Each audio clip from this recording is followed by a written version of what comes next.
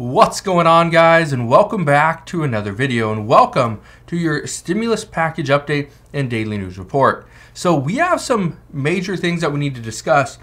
First, I want to talk about the huge minimum wage increases that we're seeing across multiple states. 26 states as of 21 today, one yesterday actually saw increases in their minimum wage, so that's really good news there. What I want to talk about is this potentially going to be the end of the stimulus talks because of what we're seeing regarding the minimum wage increases, plus Congress not really coming forward and wanting to pass a huge bill. I also want to give you the facts regarding why the CDC actually ended their PCR test. Some people were a little bit shocked because they were seeing reports that the CDC ended the PCR test due to the fact that they were confusing the flu with COVID. So we're going to address that and address what is coming up on January 9th. So let's get into the talks for today. First, the 26 states that are receiving the minimum wage increases. I'm going to provide a quick little list to show you which states are providing increases and what their increase actually was. We know New York, they provided their wage increase yesterday, so actually in 2021. We know Connecticut, Oregon, Florida, and Nevada, all four will be increasing their wages later on this year. And as far as the states who did implement their minimum wage as of today, let's look at this chart. So here we go. We have Arizona. They increased their wages by 65 cents. California by $1 all the way up to 15. Colorado is now at $12.56. Delaware up to $10.50 with a $1.25 increase.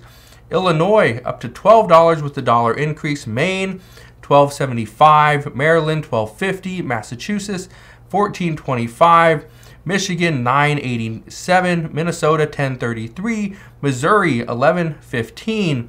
Montana $9.20. New Jersey $13 with the $1 increase. New Mexico $11.50 with the $1 increase. New York is up to $13.20 with a 70-cent increase. Ohio $9.30. Rhode Island $12.25. South Dakota $9.95. Vermont $12.55. Virginia $11 with a huge $1.50 increase. And Washington with the 80-cent increase now at $14.49. So here's what I want to explain about these increases. Here's what you need to understand. Now, this is really good to see increases like this. And the nice thing is that some of these states provided such a big minimum wage increase that it actually beat inflation. Now, Virginia is one of these states. They implemented a whopping 14% increase. But here's something I want to just bring to your attention. Senator Bernie Sanders from Vermont, he's been pushing for a $15 minimum wage for quite some time. Well, where does his home state actually stand? Let me show you. His home state of Vermont, right here, okay, at $12.55 an hour. So his home state isn't even at that $15 per hour minimum wage. And then we know the federal government, well, that wage, the federal wage, is still at $7.25 an hour. So there's a lot of states that are implementing these minimum wage increases. Some cities are actually doing this as well. But I want to address, is this going to end the talks regarding stimulus? It's possible. And the reason why I want to bring this up is because a lot of people have been saying, oh, we're struggling.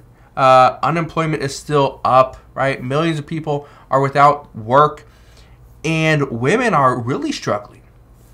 And so will these talks and these minimum wage increases, will they actually cause lawmakers to push off stimulus? And the answer is yes. It could potentially happen because right now, some lawmakers, they don't want to pass any additional stimulus. They don't even want to hear the word stimulus. What they prefer is social spending. That's what they want to do. So will we see additional talks on stimulus checks? It's probably going to end. But social spending checks, that could be a big one.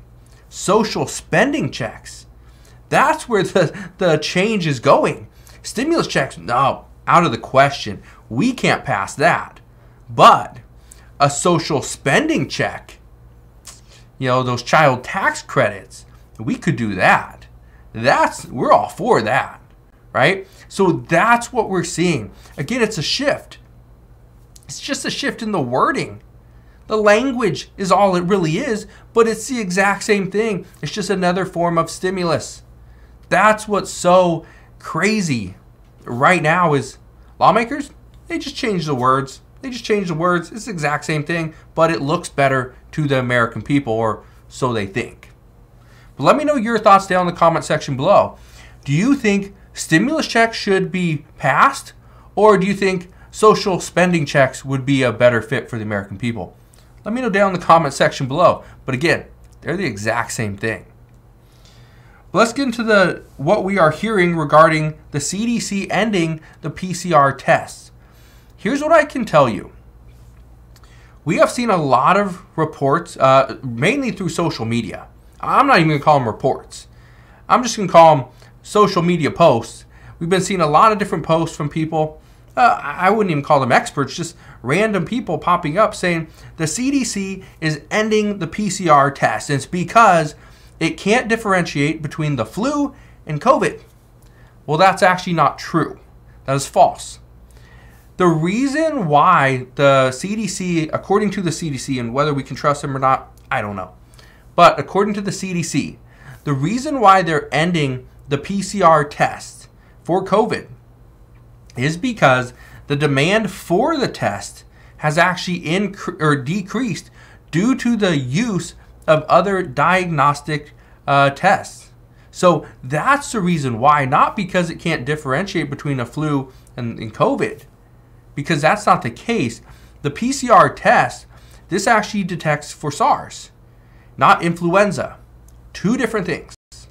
So many were confusing this data, saying that the CDC ended it because of it couldn't differentiate between the flu and COVID, but that's actually not the truth. Okay, so if you have questions on that, I recommend you probably go to the CDC website. There's a lot of different health websites out there that will tell you, what to do, what tests to take, medications to take if you do have certain symptoms. So I'd recommend you go and do that. But again, that's what the CDC is telling us as of today.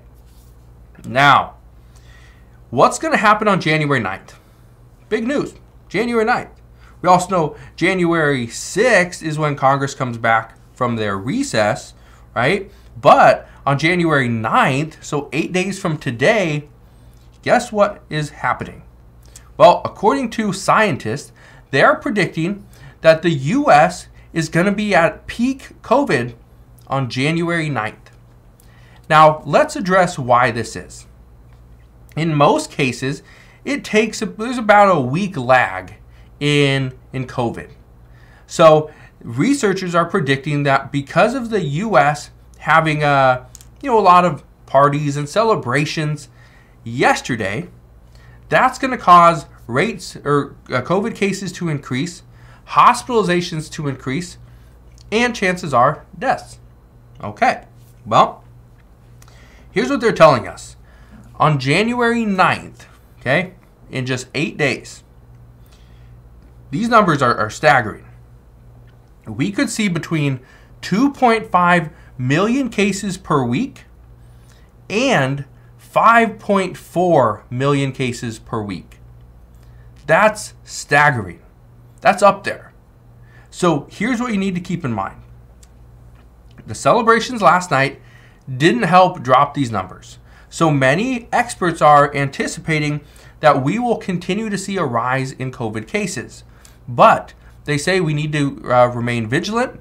We need to continue to mask up and social distance. One of the things I've addressed over the past few days is multiple scientists and experts are now telling us to get rid of a cloth mask, to have a 3-layer surgical mask, or to have a well-fitted N95 mask. That's what we're being told. So, one thing I can tell you is there's still a lot of discussions as to, is a mask actually working? The science says yes. but it has to be a properly fitted mask and the right mask.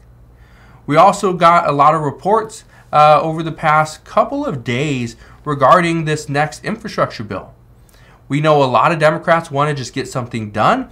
The talks are that Democrats and progressives say, if we do not pass something, it doesn't matter what it is, let's pass something, because then we can take whatever it is we pass, we can go to our voters and be like, hey, look what we got.